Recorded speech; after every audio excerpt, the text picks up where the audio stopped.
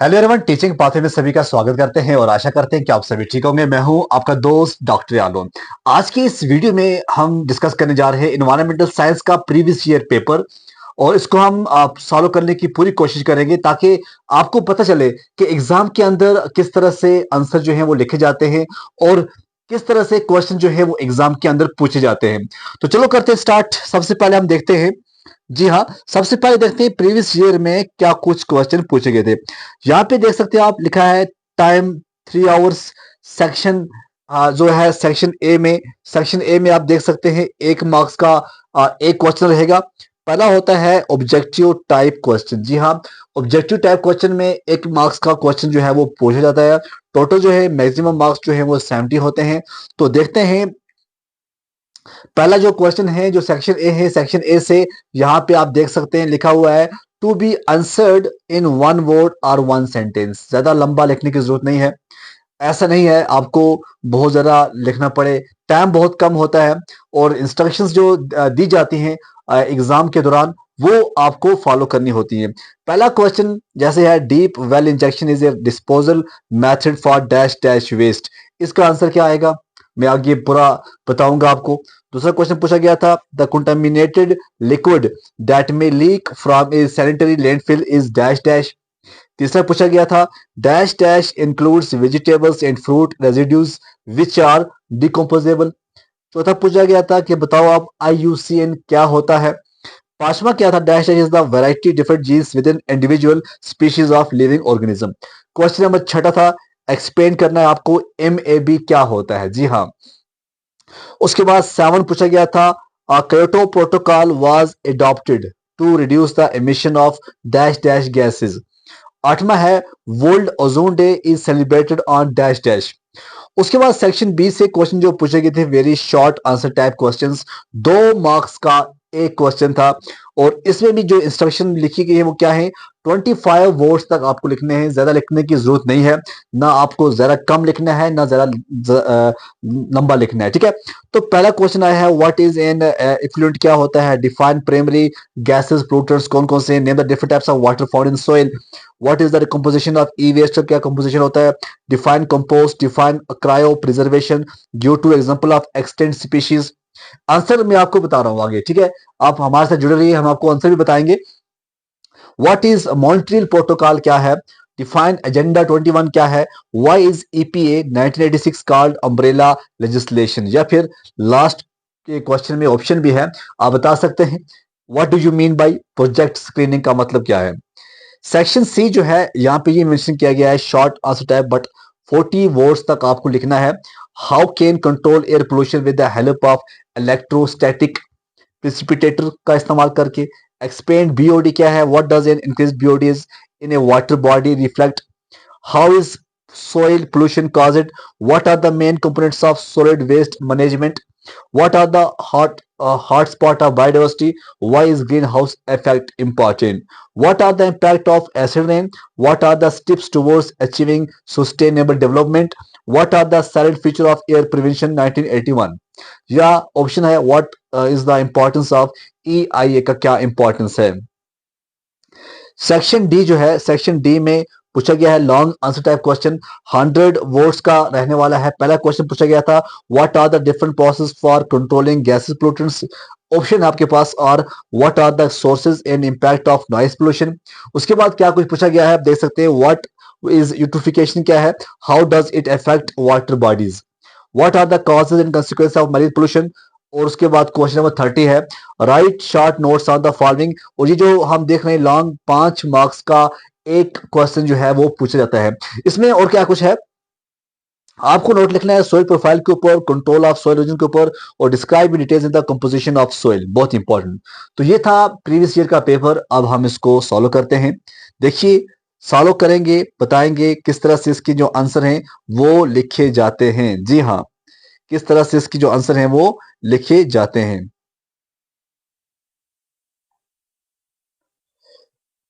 Part A से पहले का आंसर क्या है यह हमें देखना है।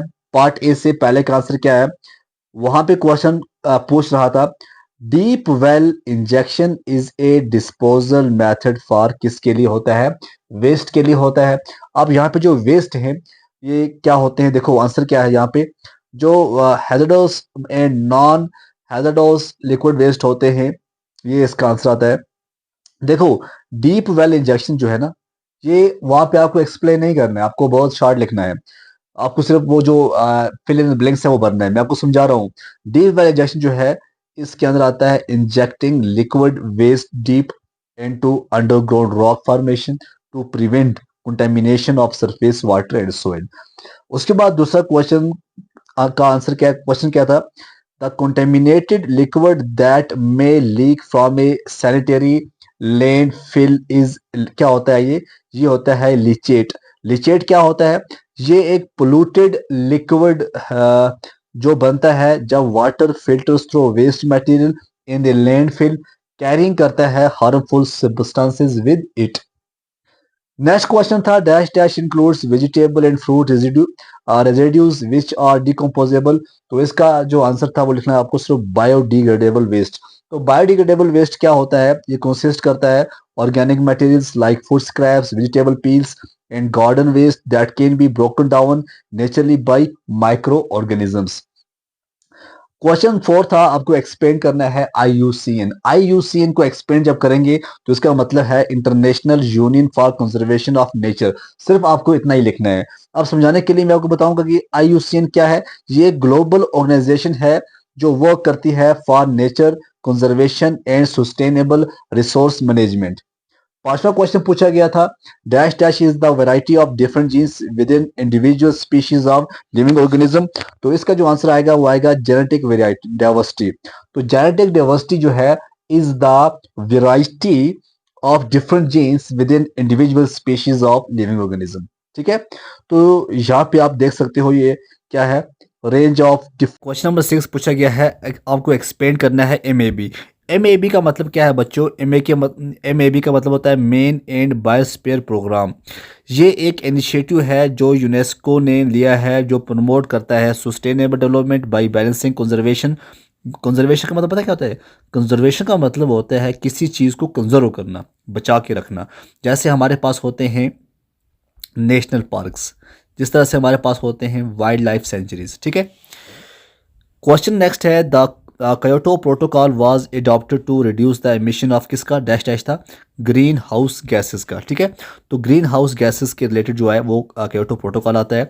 आपको सिर्फ इतना ही लिखना है, आपको मार्क्स हो जाएगा। देखो कयोटो प्रोटोकॉल एक इंटरनेशनल ट्रीटी है जो कमिट की थी बहुत सारी कंट्री ने, ताकि हम एमिशन ऑफ गैस जैसे कार्बन डाइऑक्साइड है, मीथेन है या नाइट्रस ऑक्साइड है, इसको रिड्यूस करें, इसका ज़्यादा हम इस्तेमाल नहीं करें, जो कि कंट्रीब्यूट करता है ग्लोबल वार्मिंग के लिए। क्वेश्चन नंबर 8 की बात करें, world ozone day is celebrated on, कब होता है, 16 सितंबर जो है इसका डे मनाया जाता है। This day marks the signing off the, और जब ओजोन डे की बात आती है तो एक और आपको याद रखनी है बात, वो है मॉन्ट्रियल प्रोटोकॉल। तो मॉन्ट्रियल प्रोटोकॉल इन 1987 में इसी के ऊपर जो है वो बनाया गया था, जिसका क्या मतलब है, to protect the ozone layer by reducing ozone depleting substance. देखिए आपको मैं बताऊं, क्लोरोफ्लोरोकार्बन ये जो है सबसे ज़्यादा इसने डैमेज किया था ओजोन को और ओजोन लेयर को। और ये जो है ये कहाँ पे इस्तेमाल होती है ये गैस, ये उस टाइम रिफ्रिजरेंट जो होते हैं, रेफ्रिजरेटर्स के अंदर जो गैस भरी जाती है वहाँ पे क्लोरोफ्लोरोकार्बन का इस्तेमाल किया जाता था। अब इसको बंद कर दिया है। पार्ट बी से जो क्वेश्चन पूछे गए थे, what is an effluent, effluent क्या होता है, इसका जो आंसर आपको ये लिखना है 16 सितंबर, ज़्यादा लंबा नहीं लिखना है, मैं समझा रहा था। पार्ट बी का है व्हाट इज़ एन इफ्लुएंट, इसको थोड़ा बड़ा लिखना है। इसका लिखना है जो इफ्लुएंट्स होते हैं ये वेस्ट वाटर डिस्चार्ज होता है, कहाँ से, इंडस्ट्री से होता है, सीवेज ट्रीटमेंट प्लांट से होता है, या अदर सोर्स से हम कह सकते हैं जिसके अंदर पोल्यूटेंट्स होते हैं दैट में रिक्वायर्ड, जिसको आगे रिक्वायर होती है ट्रीटमेंट जब वो रिलीज होते हैं इनटू द एनवायरनमेंट। दूसरा क्वेश्चन पूछा गया था बी पार्ट में, डिफाइन प्राइमरी गैसेस पोल्यूटेंट्स क्या होते हैं। प्राइमरी गैसेस पोल्यूटेंट्स की बात करें, ये डायरेक्टली एमिट होते हैं फ्रॉम सोर्सेज, जैसे हम व्हीकल की बात करें, इंडस्ट्रीज़ की बात करें, जैसे कार्बन मोनोऑक्साइड आप देखते हैं, सल्फर डाइऑक्साइड देखते हैं, नाइट्रोजन ऑक्साइड है, और वोलेटाइल ऑर्गेनिक कंपाउंड्स होते हैं VOC जिसे हम कहते हैं। क्वेश्चन नंबर 11 ये पूछा गया था, आपको बताना है name the different types of water found in soil. कौन से होता है?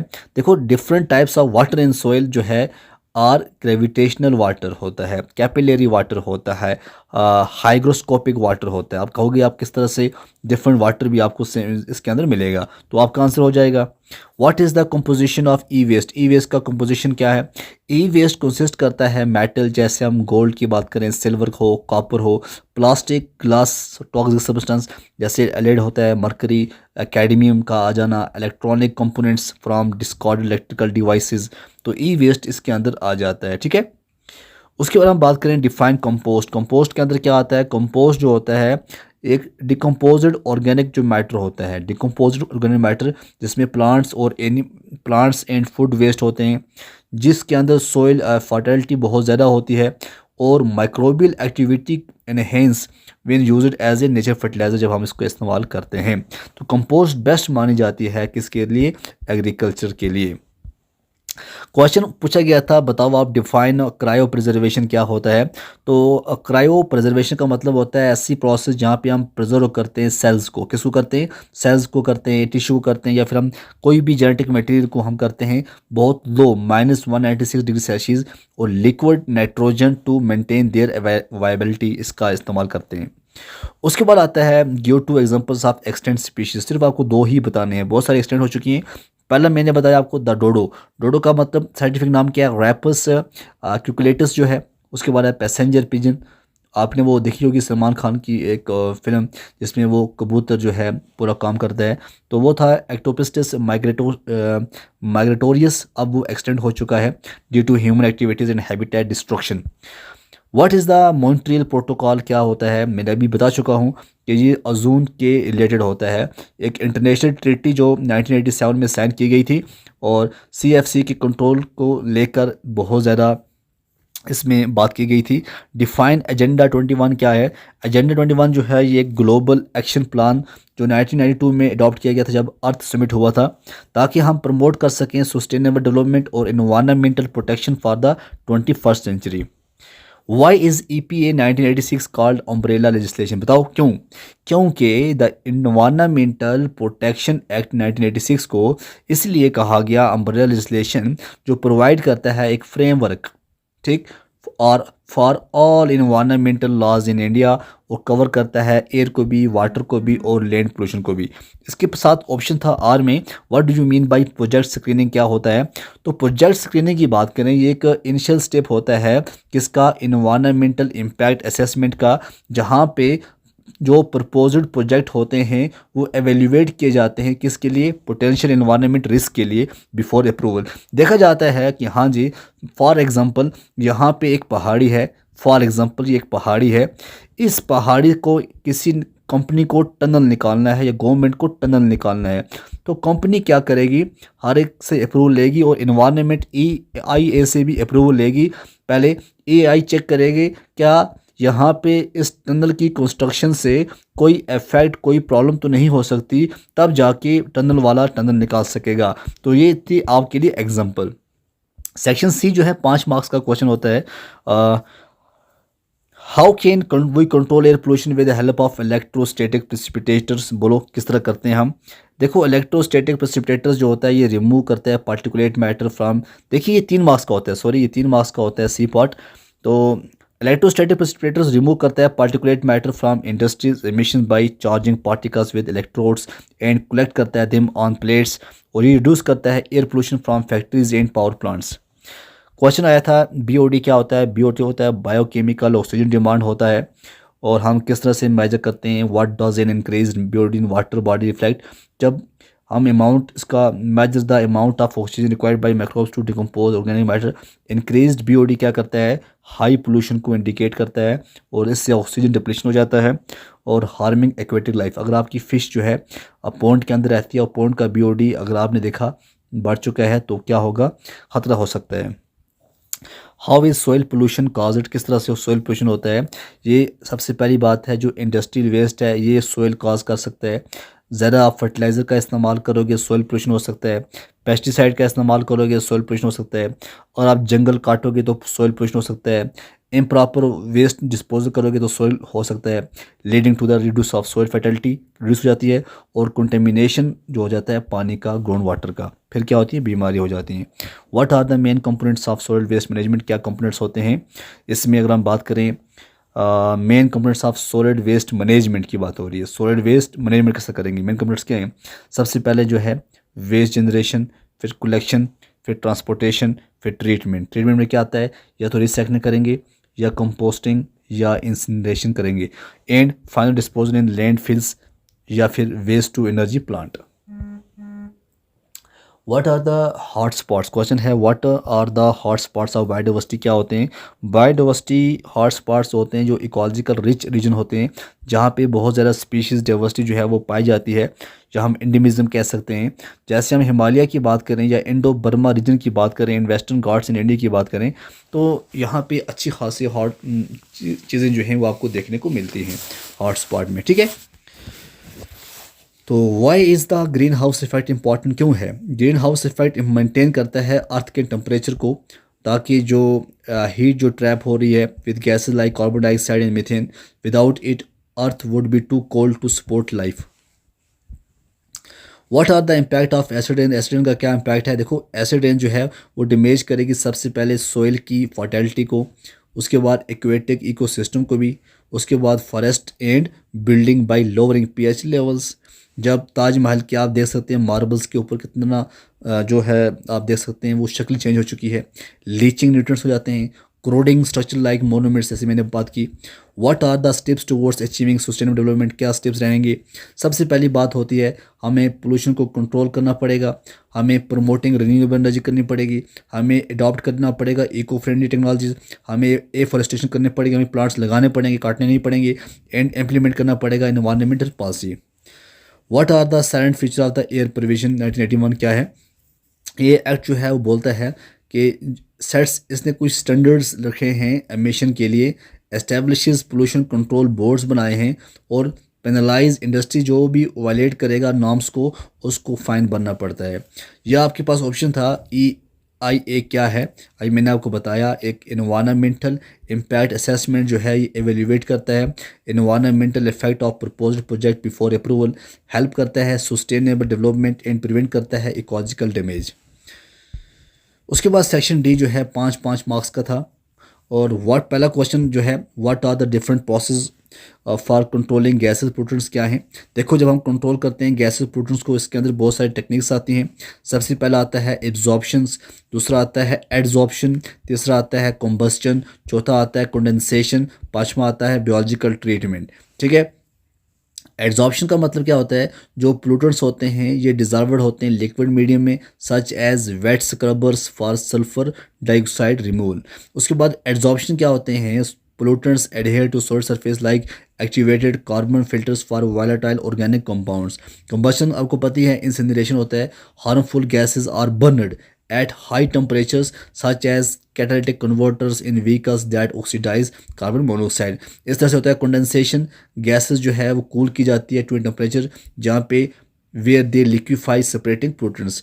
बायोलॉजिकल ट्रीटमेंट क्या होता है? माइक्रो ऑर्गेनिज्म जो हैं डिग्रेड करते हैं पोल्यूटेंट्स को, जैसे हम बायो फिल्टर्स किसके लिए, VOC के लिए। दिस मेथड रिड्यूस करते हैं emission from industries. What is eutrophication क्या है और इसका इफेक्ट क्या रहता है वाटर बॉडीज़ का? ये क्वेश्चन पूछा गया था प्रीवियस ईयर में।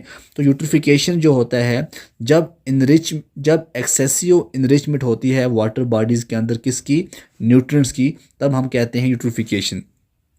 जैसे हम नाइट्रोजन की बात करें, फास्फोरस की बात करें, उसकी वजह से क्या होते हैं, अल्गल ब्लूम्स बन जाते हैं, और it often occur due to agriculture run off sewage and industry discharge. The consequences includes क्या होता है? सबसे पहली बात है अल्गल ब्लूम्स।